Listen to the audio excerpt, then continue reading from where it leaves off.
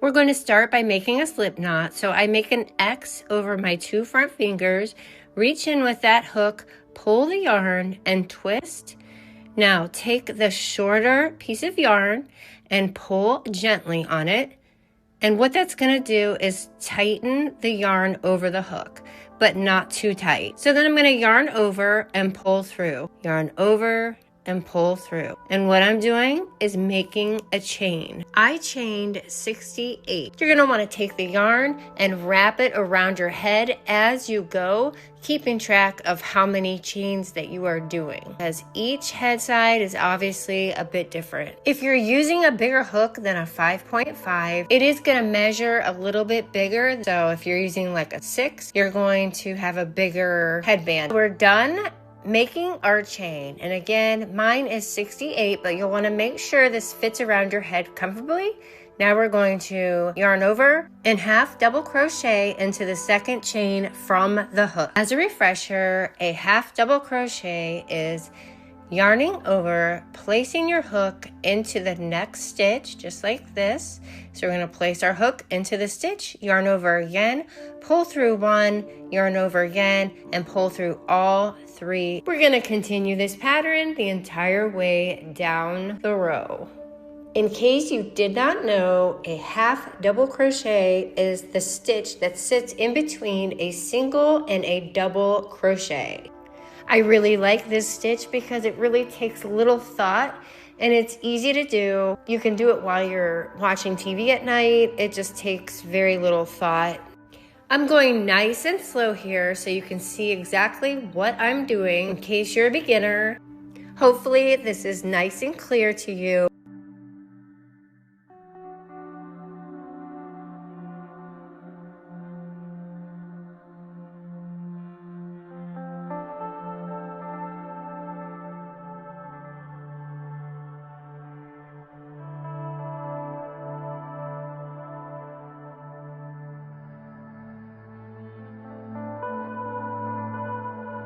We are coming to the end of our row, and I'm going to show you what to do next. Now, I did make a few more rows only because I wanted it to be easier for you to see how to end a row and start a new row. So it's identical. I've done a couple rows of the half double crochet. I'm gonna speed up the video to get to the end of the row.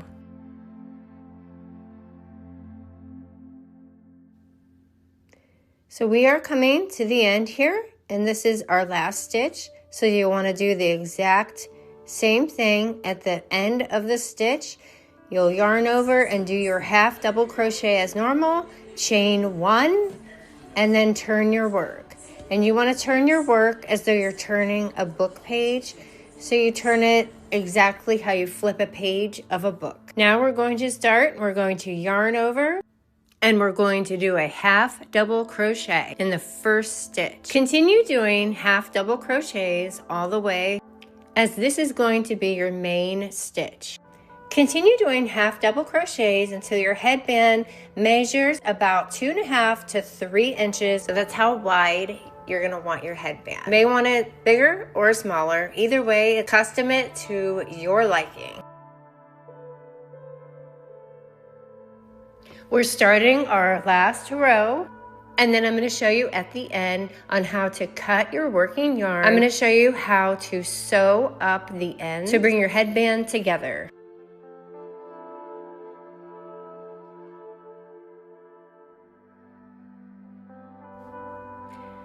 We are at the last stitch of our project, so we're going to yarn over and place our needle into the last stitch. Yarn over again, pull through 1, yarn over again, and pull through all 3 of the loops. It's time to get your scissors. We're going to cut the yarn.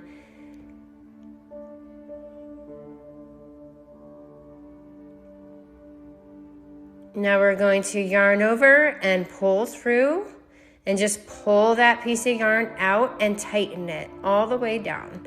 Not too tight, but tight enough that it's firm and you know that it's not going anywhere. And this is how our headband looks. We're gonna bring the 2 ends together and match the stitches up here at the end.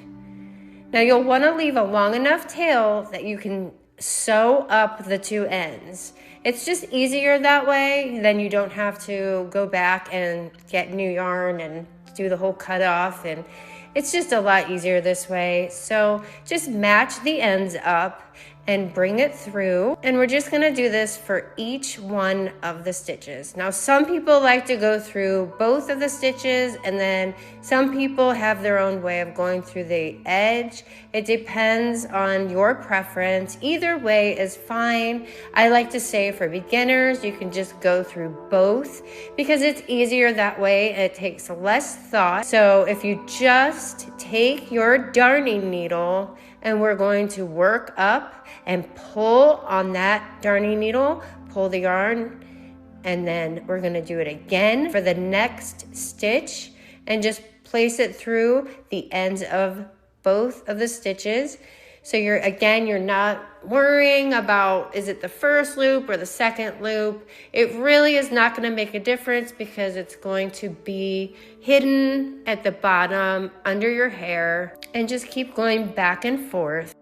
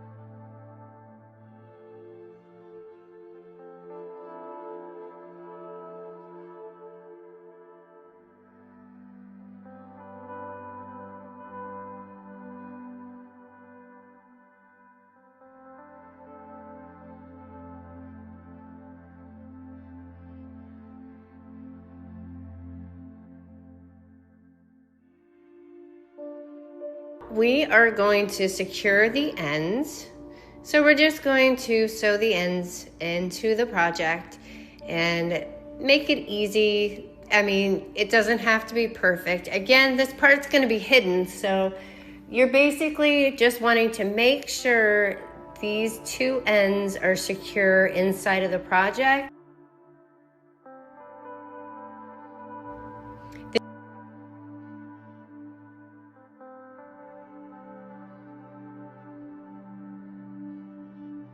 Many people overcomplicate sewing the loose ends in, and I am big on not letting that bother you, only because for so long it had bothered me, and I honestly still don't like it.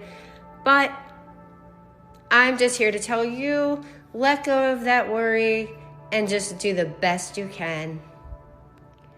You'll want to do this with both of the strands of yarn at the end here.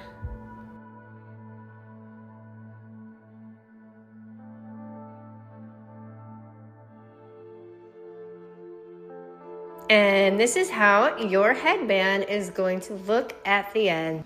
I've included a few pictures, and I hope that you've enjoyed this video. And if you have any questions, just leave them down below. Thanks for watching.